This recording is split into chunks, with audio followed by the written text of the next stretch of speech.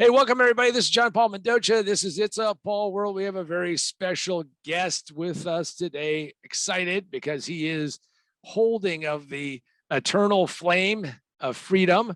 And for those of you who don't know what that is, you're going to find out in just a second. And that is Rob Chatfield. Rob, welcome to the show. John Paul, thanks so much for having me. Pleasure to be here.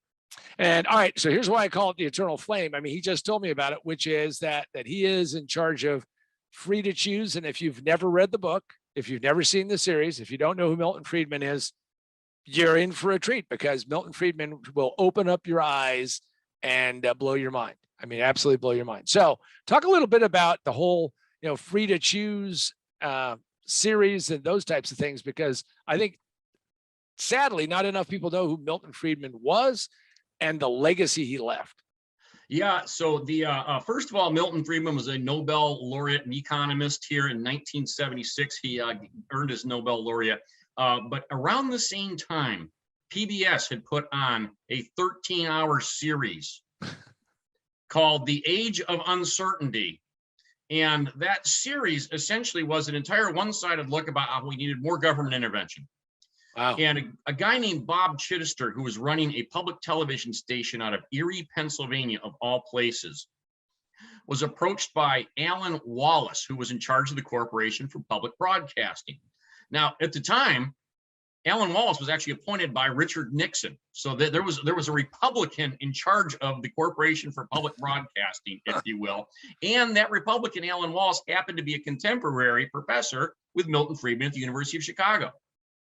So while he commiserated with Bob that they should do something about this, Alan said, let me introduce you to the guy who can pull this off. It's Milton Friedman.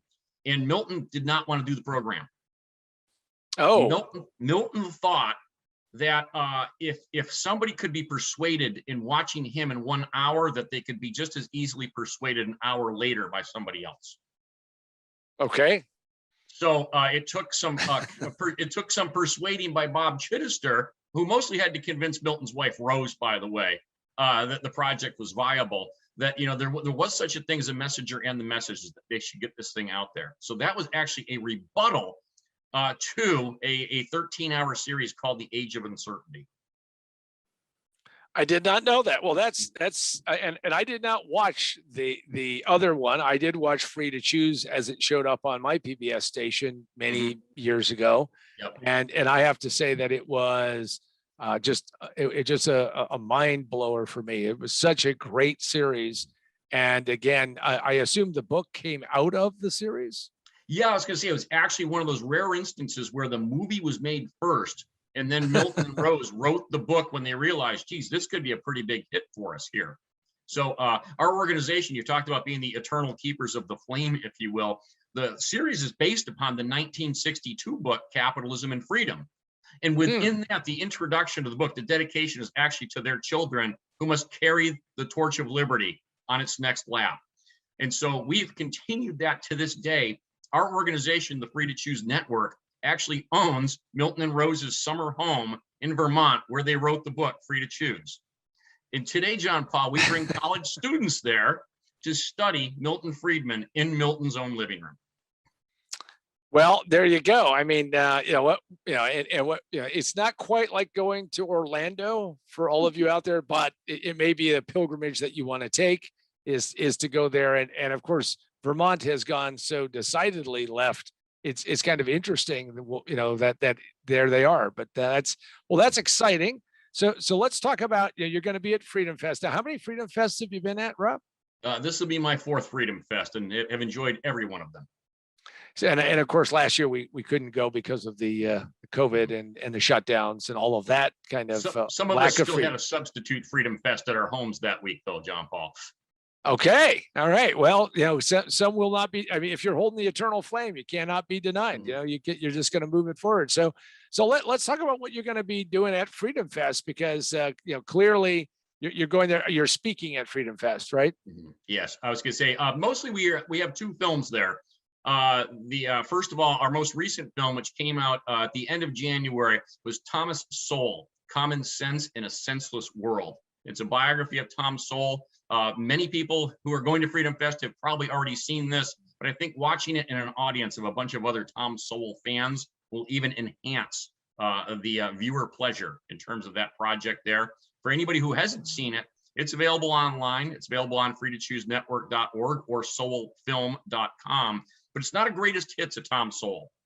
Instead, Jason Riley, his authorized biographer, wanted to take a deeper look and say, who is this guy? How did he end up becoming Tom Sowell? And so it's kind of a journey a little bit through what brought Tom Sowell from being a Marxist to the greatest living American philosopher today.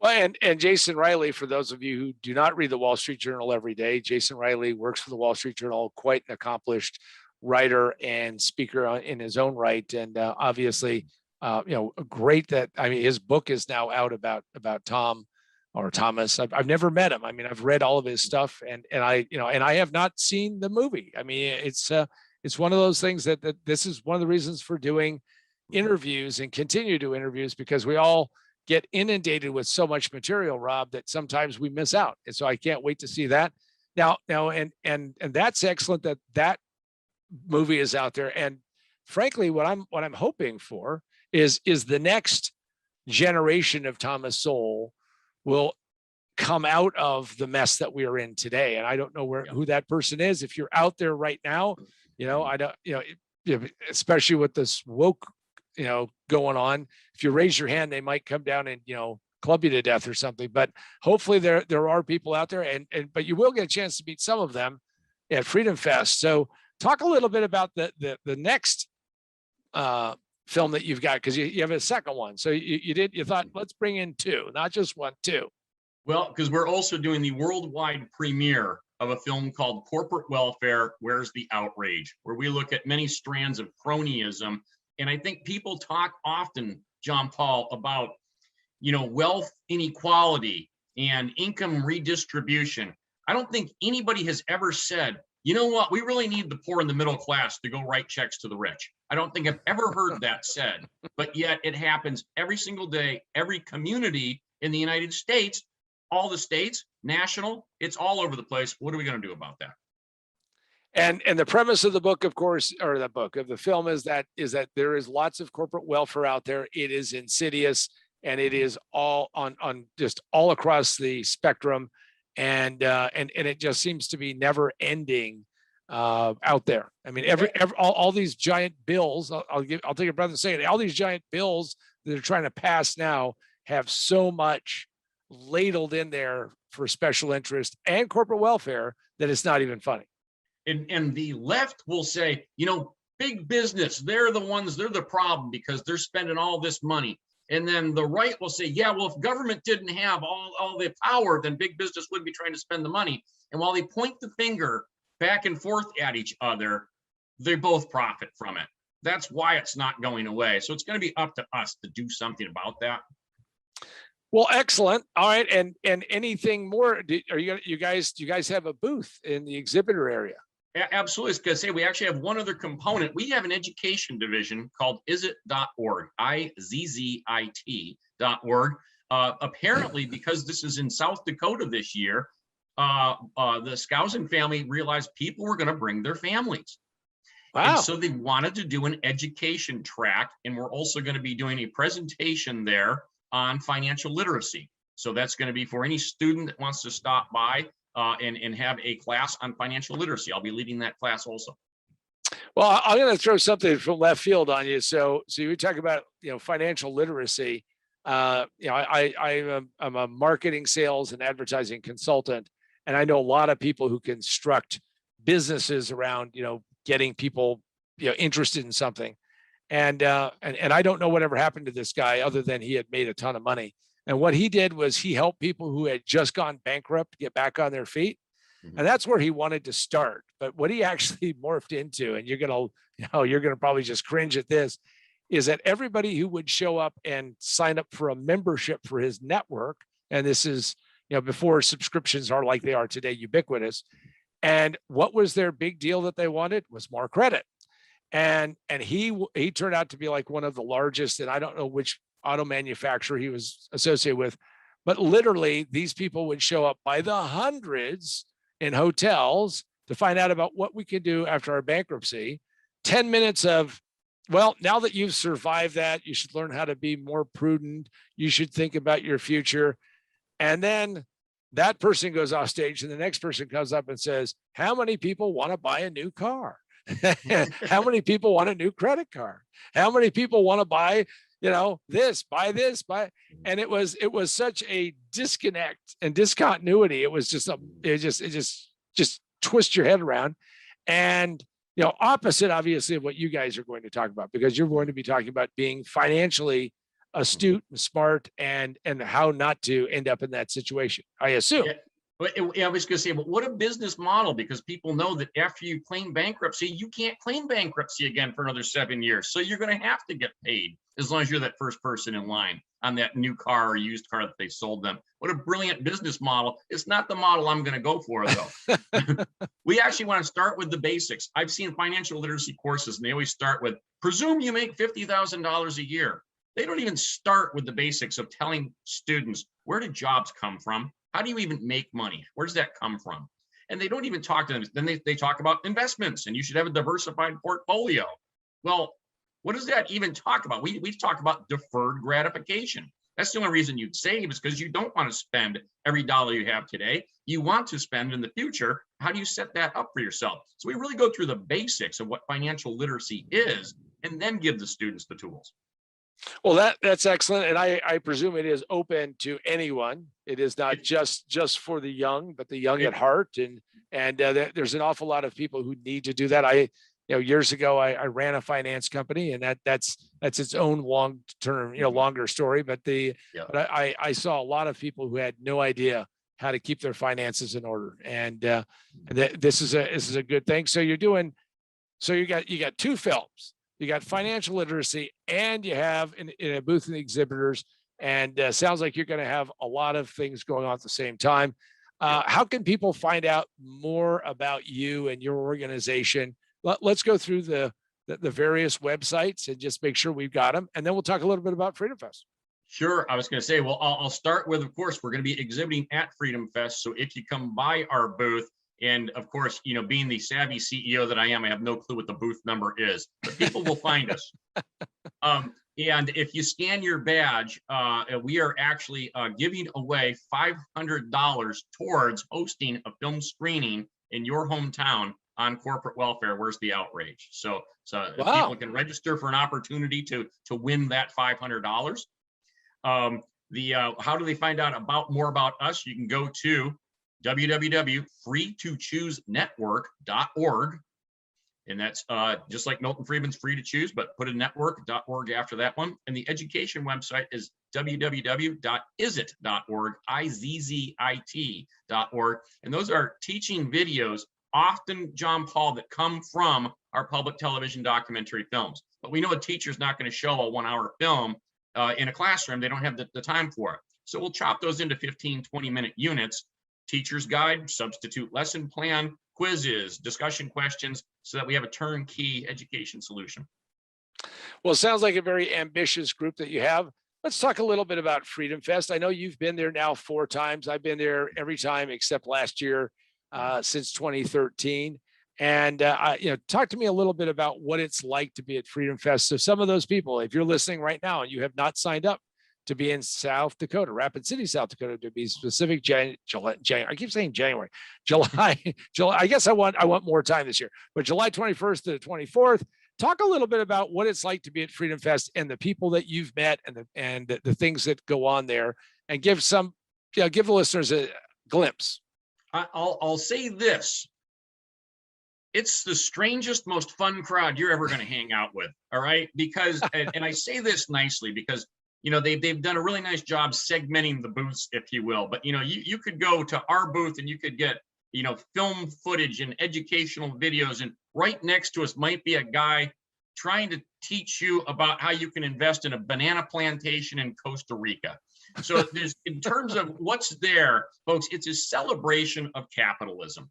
It's a celebration of capitalism being that one component that has led to more progress, lifted more people out of poverty, created more health, wealth, and happiness than any other system on the planet.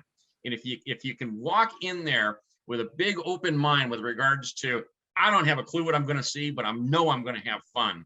I think that's the right attitude there. Also, Jean-Paul, I bring my daughter to this. You know, she's 16. She's going to work the booth with us this year. There's no reason that you can't bring children there, teenagers especially, and let them run wild, because, as I said, it's just a fantastic environment. Especially with South Dakota this year, I think, you know, most parents might not be thinking, I'm going to take my kids to Vegas to go hang out in the streets there. I think students, as I said, if you have teens especially, I think letting them run around Rapid City will be a wonderful, wonderful experience for them too. Well, I have to agree. I mean, Vegas, I've spent a lot of my life in Vegas, so I understand that it is. When they said they were going to try to make it into a family venue, I'm like, interesting thing of trying to bring, people, kids there. But Rapid City, South Dakota is definitely going to be a different change of that. So, all right, let me give everybody instructions on how to get to Rapid City, South Dakota. And I do this in every interview because I am convinced that some people, one of the deterrents of getting people to come to anything is they are not geographically savvy. That's why we know who explorers are, not who all the other people were, because explorers actually found stuff. So here you go. Simple. If you live in the United States, locate Interstate 90. If you cannot locate Interstate 90, go find your fourth grade teacher and get a refund. Because once you locate Interstate 90, and you should know the interstate highway system, all you have to do is determine one thing. Am I east of Rapid City or am I west of Rapid City? If I'm east of Rapid City, go west until you get to the wide spot in the road in South Dakota. That will be Rapid City, and go find the convention center, and there you are. If you're on the west, because I don't leave anything to chance, I'll connect all the dots. Go east until, again, you hit the wide spot in the road on Interstate 90, and you're in Rapid City, South Dakota. So now you know how to get there. You have no excuses. You have no reason why you shouldn't be there. Let me just say this about the whole free to choose situation. I didn't know that I was going to be talking to Rob. I mean, I had a sense of it, but I didn't really know that. When I first encountered Milton Friedman, and when was that on PBS? What years? 1980. 1980.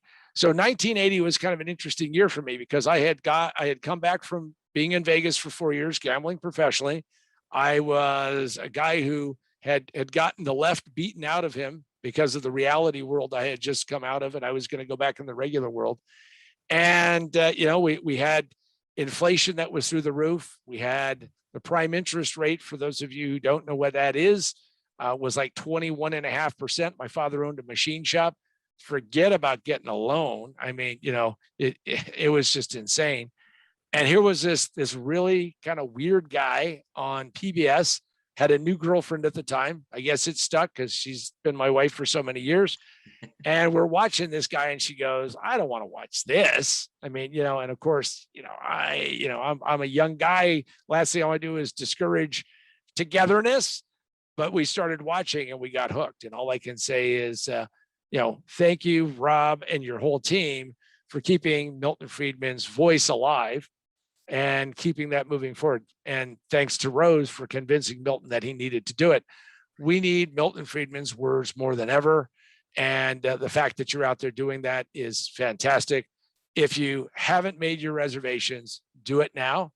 Come to South Dakota. My sense of it is that you're going to meet people like Rob. The accessibility of those people who are there. I've spoken at lots of conferences myself. And what happens is lots of times you go from the green room to the stage, to the green room, to the limo, and you're gone. FreedomFest is not like that. It is basically a giant libertarian capitalistic mosh pit of where we're all sitting there surfing the crowd, and bring your ideas, bring your heartfelt emotions, and bring an open mind, because you're going to meet people who are free to choose in a very special way. Rob, any final words before we wrap up? First, Jean-Paul, thanks so much for having me. I can't wait to see you at Freedom Fest. But as I said, www.freetochoosenetwork.org. We'd be happy to have you watch the 10-hour series before you head out to Freedom Fest. I guess your homework assignment is in there, but it's a labor of love. So I'm John Paul Mendoza for It's a Paul World, and our special guest has been Rob Chatfield of Free to Choose Network. And I look forward to meeting with each and every one of you in South Dakota.